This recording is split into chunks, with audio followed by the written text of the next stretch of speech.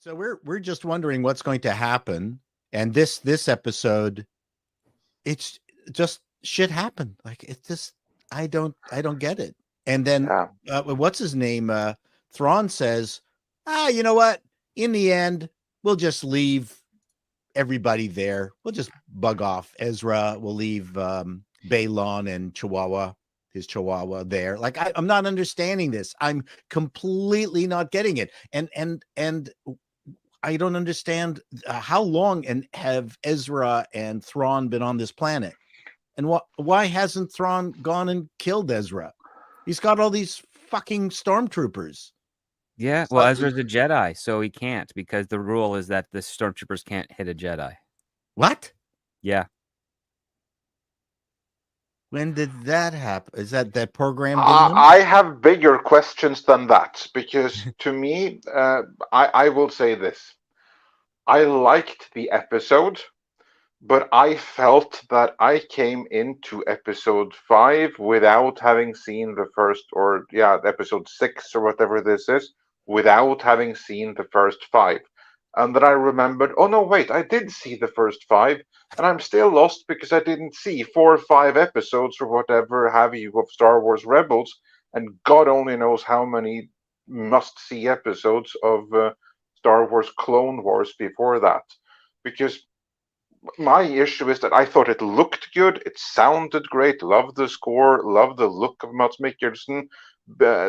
Ray Stevenson is fantastic. Lars Mikkelsen was intriguing. All of these are ingredients which have the potential for success. But to me, we are back to that same problem.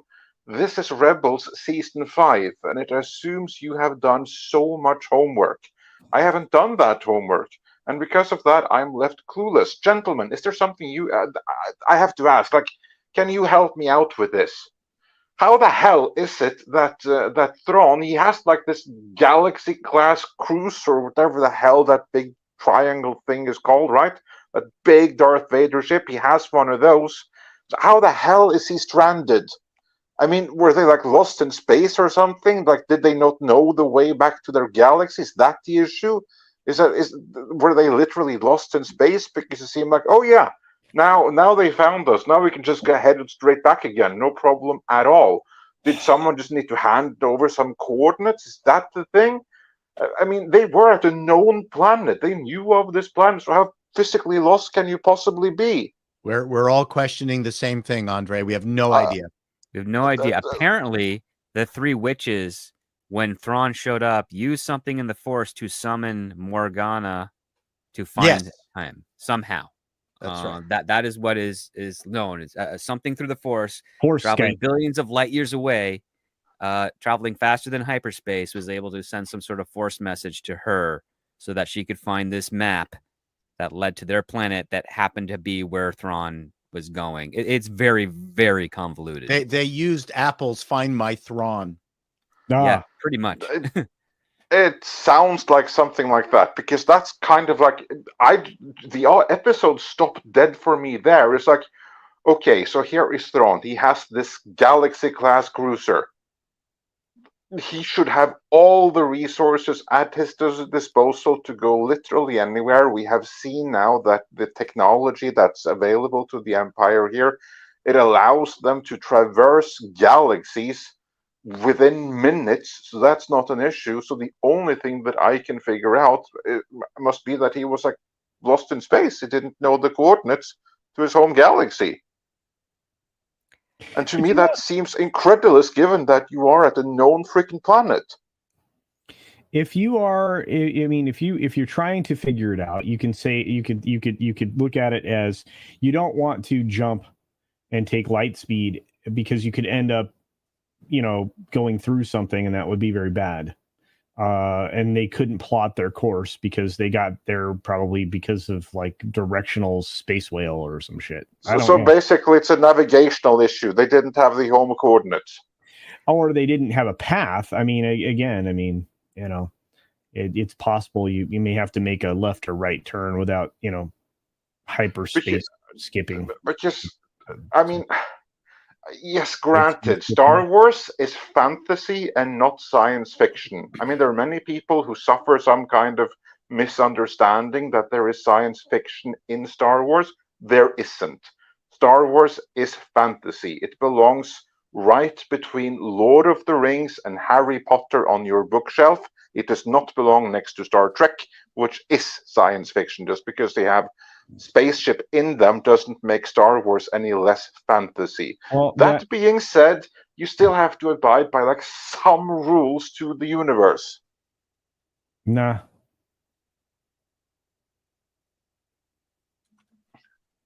No, you don't need rules. And if you have them, just change them. Well, evidently, yeah, evidently. Yeah. I mean, because whatever rules there may be, I don't recognize them. I don't see what the hell they're doing here. I don't understand how Thrawn was lost, and it's another thing I don't understand, and that's what's so damn special about Ezra. Who the hell is this Ezra character? I don't get it. Because I mean, this bitch Sabine Wren, she's been going on about Ezra. It's like the entire freaking series, and now she finally sees Ezra. I didn't even know it was him. I thought it was like some random dude. I mean, there was like no warm embrace. I would have thought it was like the lovers are reunited and like the stars are sparkling and everything. It was just like, hey, babe. Yeah, he just comes around they were from his two complete strangers. Where the hell is she so upset with this guy? He exits his RV and goes, "Hey, hi. What took you so long? Why didn't he run across the sand and just jump her? Like I didn't understand." It took me like a good 30 seconds to figure out, wait, this is Ezra? Why don't you care? What's there no emotion here?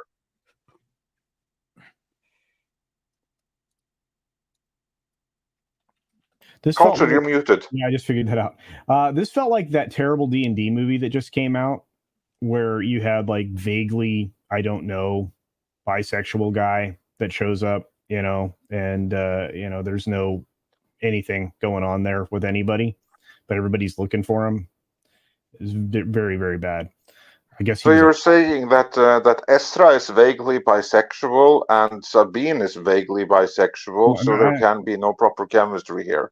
Yeah, well, sure. Look, I don't even care about that. What I care about is that I don't care about anything in this show. They have not made me care about one thing in this show. They almost got me to care about Chicken Dog. That was it. You mean this is this the dog horse that Sabine was angry about not being loyal to her after it was given to her as a slave 10 minutes ago? Yeah. I mean that's some high expectations right there for an animal. It's like, you owe me your loyalty now in 10 minutes. That's trying to be cheeky, but didn't earn it. So, script, you're a writer. Please explain. Make this make sense to me.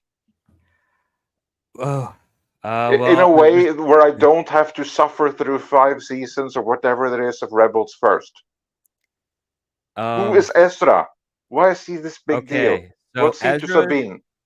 All right, so my understanding is that Ezra was born the day before Luke and Leia, and his parents were killed by the Empire, and he found a former Jedi who is the lover of the Green Girl, General Syndulla, and we already saw their kid, which he was born after the father had died already.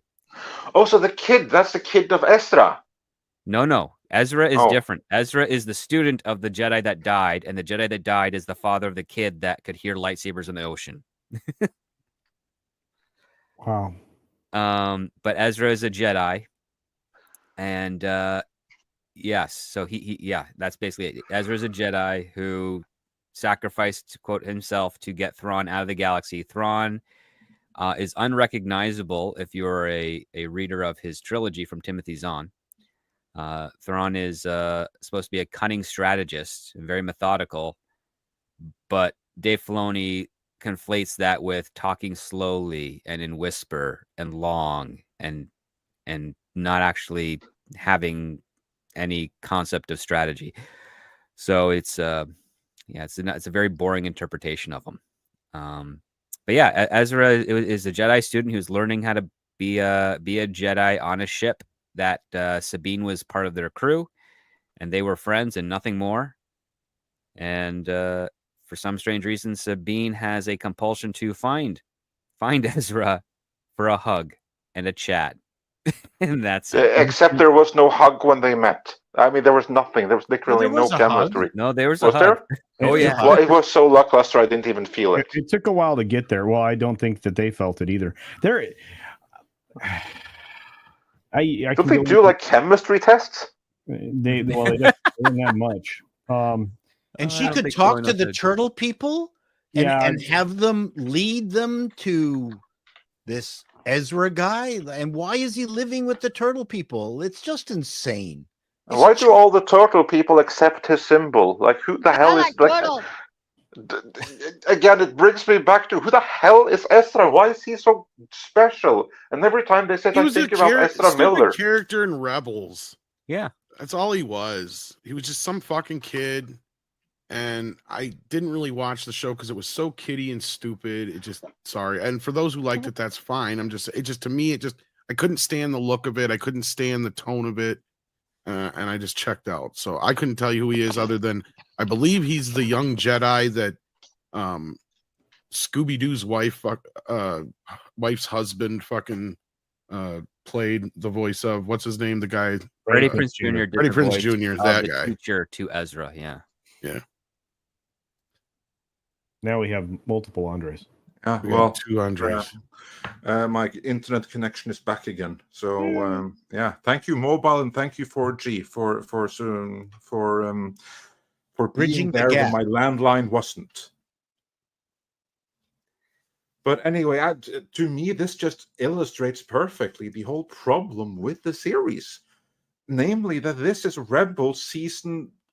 I don't know how many are like 5, 6. There is so much homework. There is so much we have been left out of. And to me, that's a big problem, especially now when you are dealing with Timothy Zahn, or rather Timothy Zahn's work, which I know is really, really popular and amazingly good, because that's where Thrawn comes from. And what they should have done here is that they should have given us Timothy Zahn's Thrawn.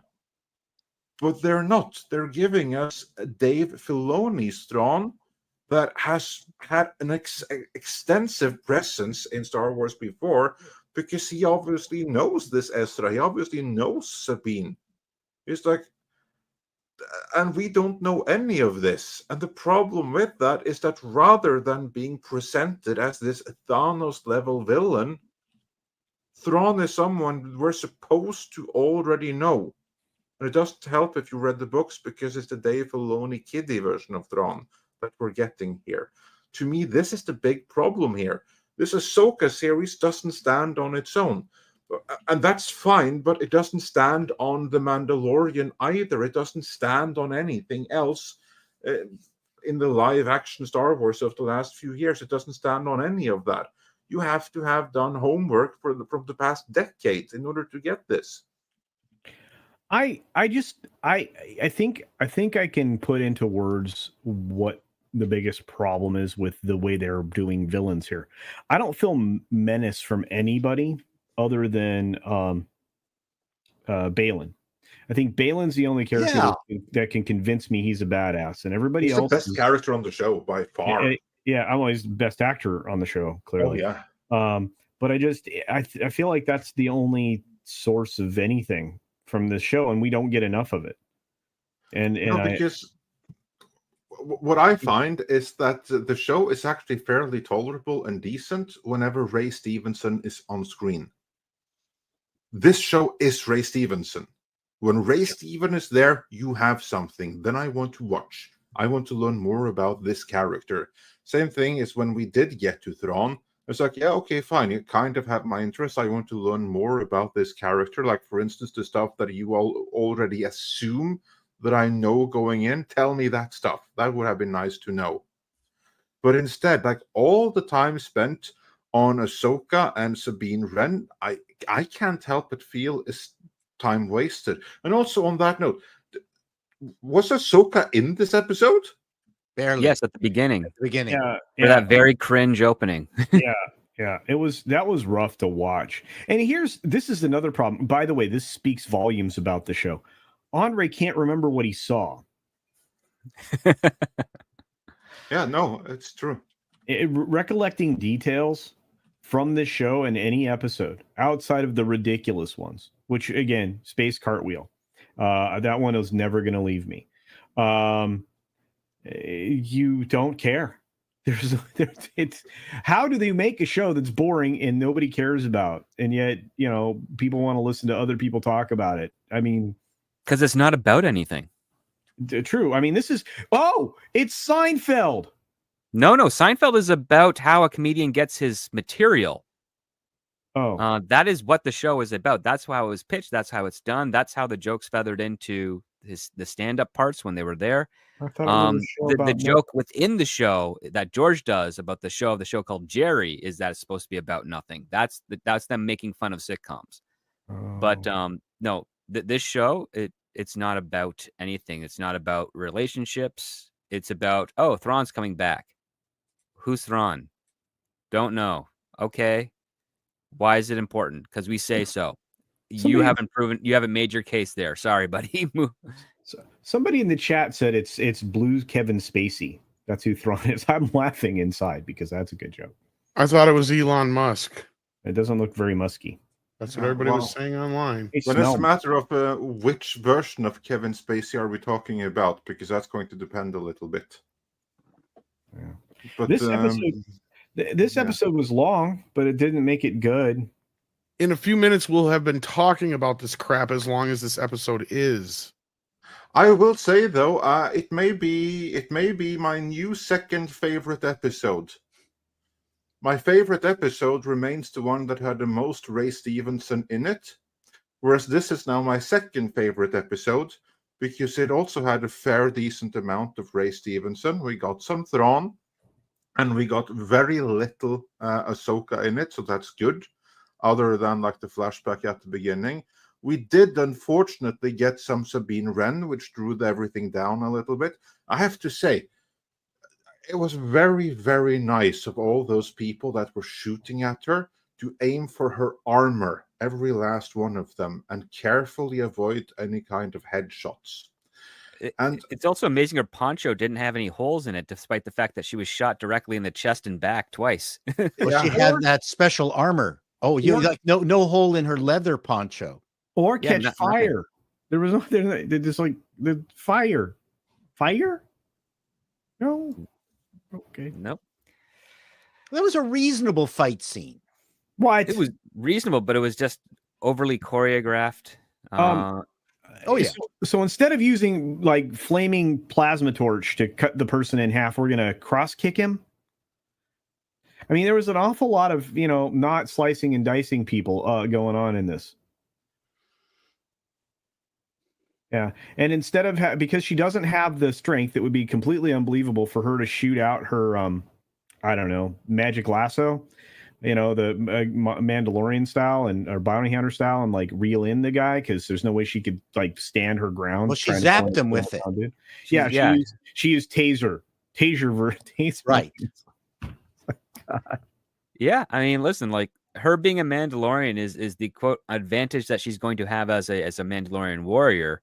But the thing is that the fight is so basic, it doesn't have fun with the idea that, okay, if she's a Mandalorian warrior and she's smaller than her average enemy, what type of cool things could she do as a Mandalorian to take advantage of her shorter size and stature that could benefit her in a fight? There's nothing inventive about that with these fights when they're using her. Well, and they're all unbelievable. I mean, she literally, one of those brutes could have just come up and just wrapped her up, and that'd have been that. There's nothing to believe that she's,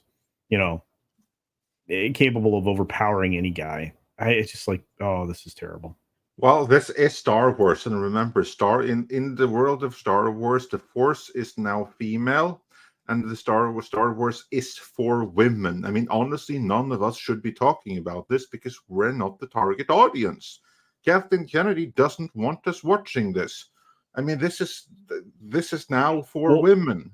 Well, she's And it's written by one person, which means that there's no other voices to say, hey, Dave, this kind of sucks. Maybe we can do better. And this one person is a male feminist on top of everything else. Yeah. It's almost as if you want to say, hey, wouldn't it be awesome if there was like a writer's room in here and they actually threw out real ideas and it was more than just one person?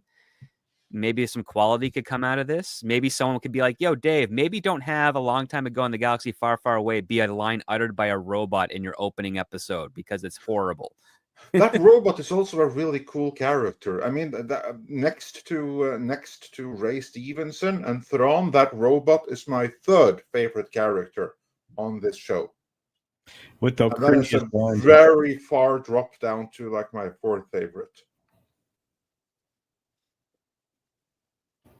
But yeah, but again, 6 so 6 is helping us out in the background here. But script, you hit on something important there, and this is something that's written by only one person. And to me, this is actually incredibly frustrating, because what I see when I'm watching this episode is that all of the ingredients for a great Star Wars show is here.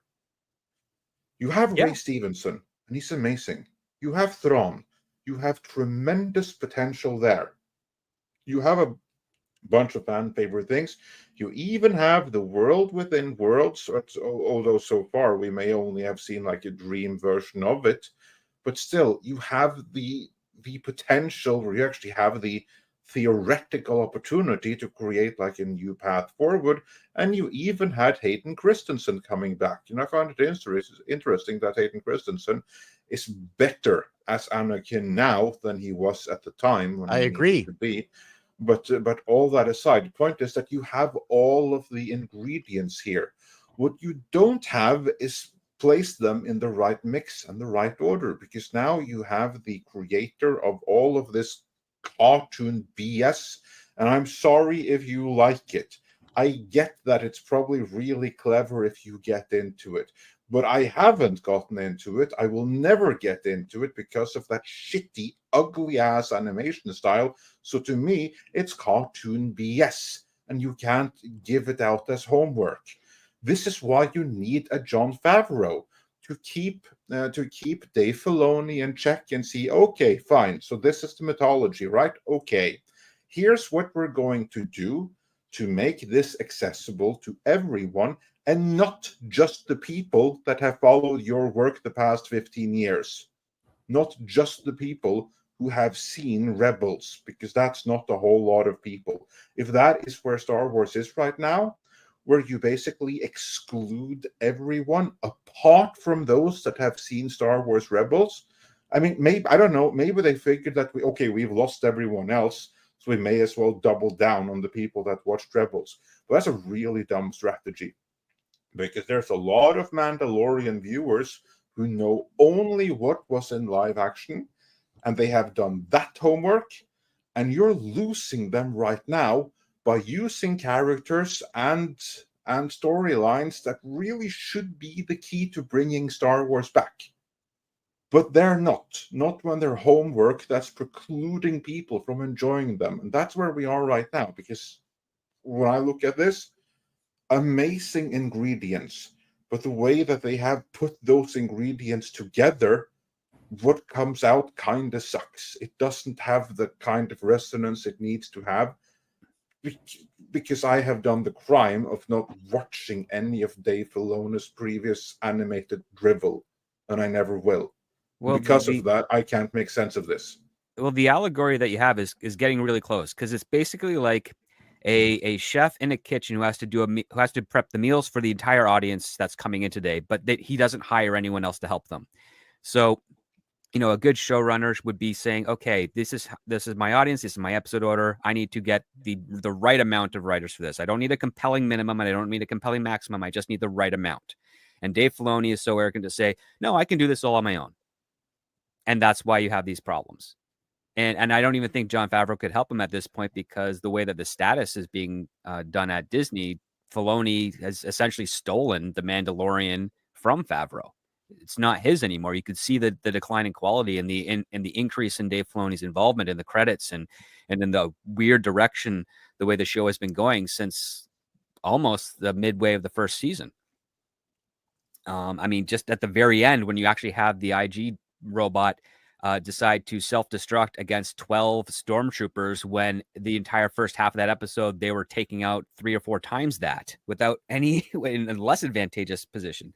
So it really just defies a lot of logic here. It's hubris, it's arrogance, it's ignorance, it's everything that you're taking all the great ingredients that could be used to make a great meal, and because you have to cook them all at the same time and you're only one person in there, you can't actually give them the attention they need in order for them to be cooked well and delicious and something people want to eat.